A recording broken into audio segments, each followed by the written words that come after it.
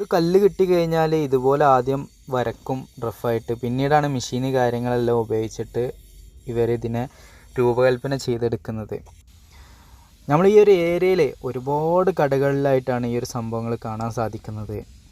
വലിയ വലിയ 3 നില ബിൽഡിങ്ങിൻ്റെ ഹൈറ്റൊക്കെ ഉള്ള ഫില്ലറുകളെല്ലാം കാണാൻ സാധിച്ച്. എന്തിനാണത് ഉപയോഗിക്കുന്നത് പിന്നീടാണ് എനിക്ക് മനസ്സിലാക്കാൻ സാധിച്ചത്. ക്ഷേത്രങ്ങളുടെ മുന്നിലുള്ള കൊടിമരങ്ങൾ, അതുപോലെ കവാടങ്ങളുടെ തൂണുകൾ, ഗേറ്റിൻ്റെ തൂണുകൾ, ഇതിനൊക്കെ വേണ്ടിയിട്ടാണ് അത് കൂടുതലായിട്ടും ഉപയോഗിക്കുന്നത്. പലതരത്തിലുള്ള നിർമ്മിതികളാണ് ഈ ഒരു ഏരിയയിൽ ഓരോ കടകളിലും ചെയ്തുകൊണ്ടിരിക്കുന്നത്. ഈ ഒരു കടയിൽ സ്വാമിമാരുടെ രൂപം മാത്രമാണ് ഫ്രണ്ടിലായിട്ട് കാണാൻ സാധിക്കുന്നത്. ക്ഷേത്രങ്ങളിലെല്ലാം പോകുമ്പോൾ അല്ലെങ്കിൽ ആ പള്ളികളിൽ ഇങ്ങനെയുള്ള സ്ഥലങ്ങളിലെല്ലാം പോകുമ്പോൾ ഞാനിങ്ങനെ ചിന്തിച്ചിട്ടുണ്ട് ഈ രൂപം എങ്ങനെ ഉണ്ടാക്കുന്നത് എന്നുള്ളത്.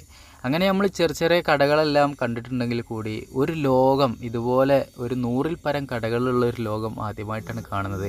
1000-ൽ പരം കലാകാരന്മാരും ഈ ഒരു ഏരിയയിൽ വർക്ക് എടുക്കുന്നുണ്ട് എന്നുള്ളത് അതിലും വലിയ കൗതുകരമായിട്ടുള്ള കാര്യമാണ്. പല കടകളിലും പല രൂപങ്ങളാണ് ചെയ്യുന്നത്. ഇതുപോലത്തെ കല്ല് ആദ്യം കെട്ടിക്കഴിഞ്ഞാൽ ഇതുപോലെ റഫായിട്ട് ഇവർ ആദ്യം അതിൽ നിന്ന് വരച്ചിടും.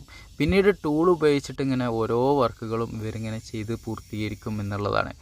ഇത് പിന്നീട് മറിച്ചിടാനും തിരിച്ചിടാനൊക്കെ ആയിട്ട് ക്രെയിനുകളെല്ലാം തന്നെ ഈ ഏരിയയിൽ കാണുന്നുണ്ട്. ഇത് ലോഡിങ്ങിനും കാര്യങ്ങൾക്കൊക്കെ ക്രെയിനാണ് ഉപയോഗിക്കുന്നത്.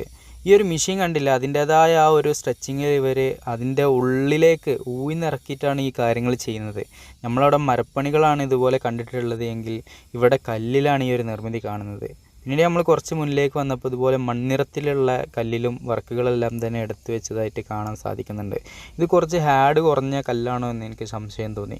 പിന്നീട് അവിടെ നടന്നു തീർന്ന എൻ്റെ കാലിലെ അവസ്ഥ ഇതാണ്. ഇത്രത്തോളം പൊടി മലിനീകരണം എൻ്റെ കാലിലും ഷൂവിലും ആയിട്ടുണ്ട് എന്നുള്ളതാണ്.